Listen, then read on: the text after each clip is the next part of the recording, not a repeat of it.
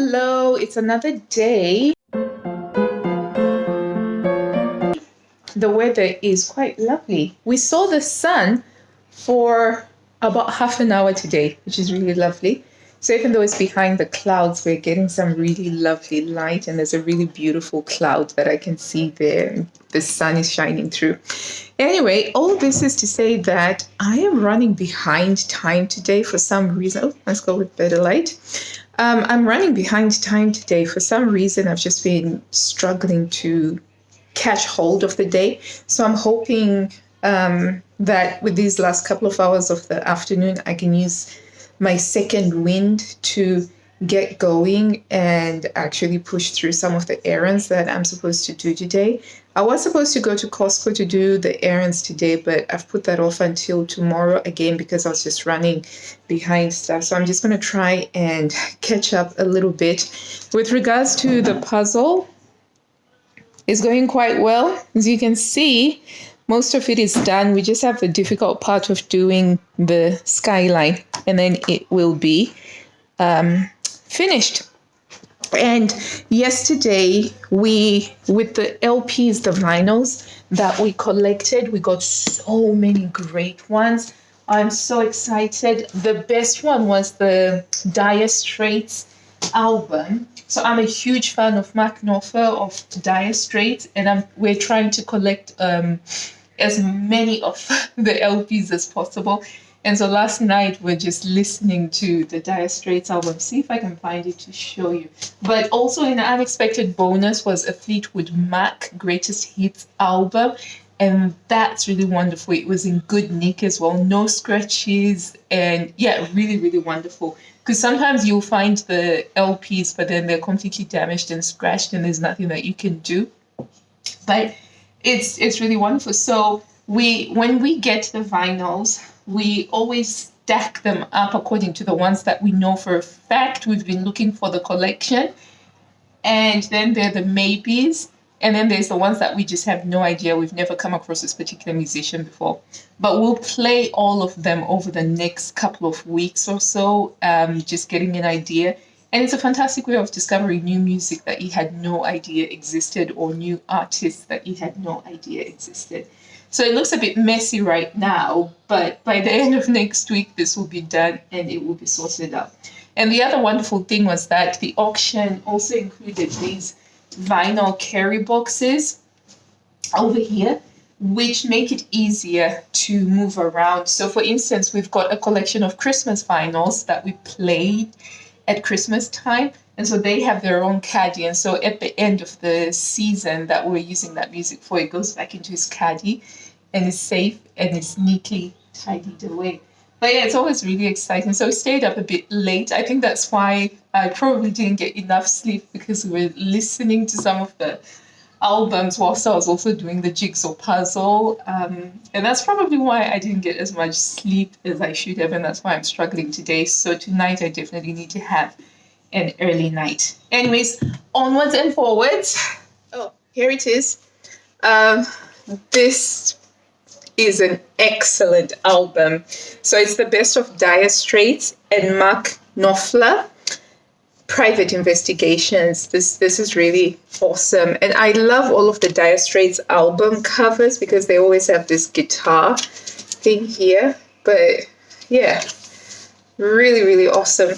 So my other favorite Mark Knopfler album, let me show it to you, is also the soundtrack of my favorite movie of all time, The Princess Bride, the music by Mark Knopfler. I love this. I play this so often. I love this. I love this so much. And it's Mark Knopfler over here, and he's a band member of Dire Straits.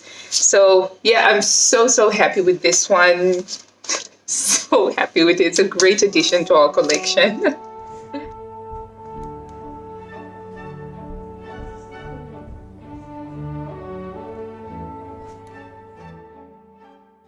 I still have 2 more things that I needed to do in order to pack away Christmas completely. Over the last few years, I have been collecting Christmas jewelry in the form of brooches and earrings. So I have accumulated a lovely collection, which at the beginning of the season, I will take them out and pin them onto the various coats, jackets, blazers that I wear during the season. As part of packing away, I seek out all these coats, jackets, and blazers, retrieve the pins, give them a polish, inspect them for any damage, decide whether I'm going to keep it for the next year or is going to move on. And then when that's done, I pack them away.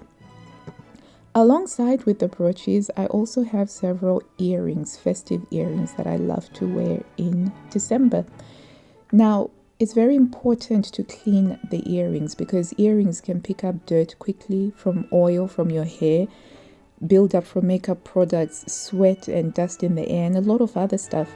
And cleaning them regularly supports the longevity of your pieces as well as reduces the buildup of bacteria, which can lead to infection. And I've unfortunately suffered that a couple of times. So I started this practice several years ago after realizing that that was what was causing my the infections around my ear piercings.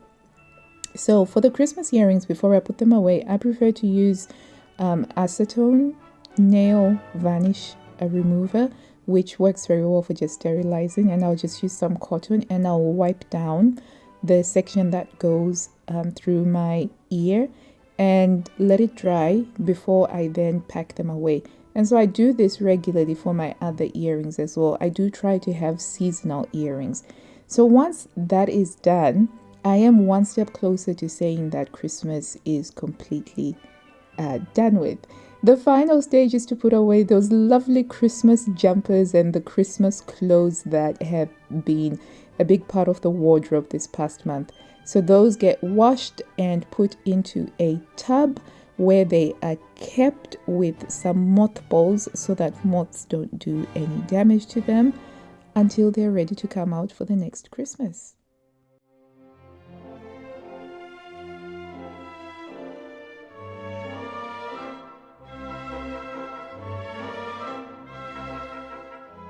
After getting the fire going, I started on making a double batch of a pork coconut curry dish, and I'm making a double batch that half of it I will freeze for next week, and that's one way that I save time and money by batching it whenever possible. So I start off by cutting up the pork shoulder into bite-sized pieces. I find that it's a lot easier for the children to eat it when it's in bite-sized pieces.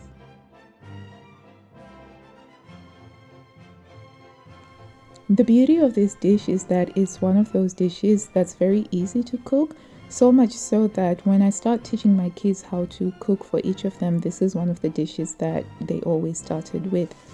So I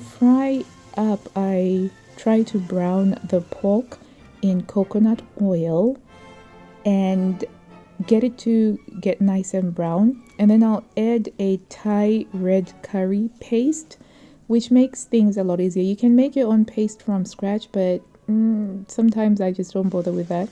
And I'll just add some coconut milk to that, and I just leave it to simmer until the pork is nice and soft and tender. And the kids love this meal, so it's a winner all around and very easy to put together. Usually we serve it with rice and some vegetables on the side.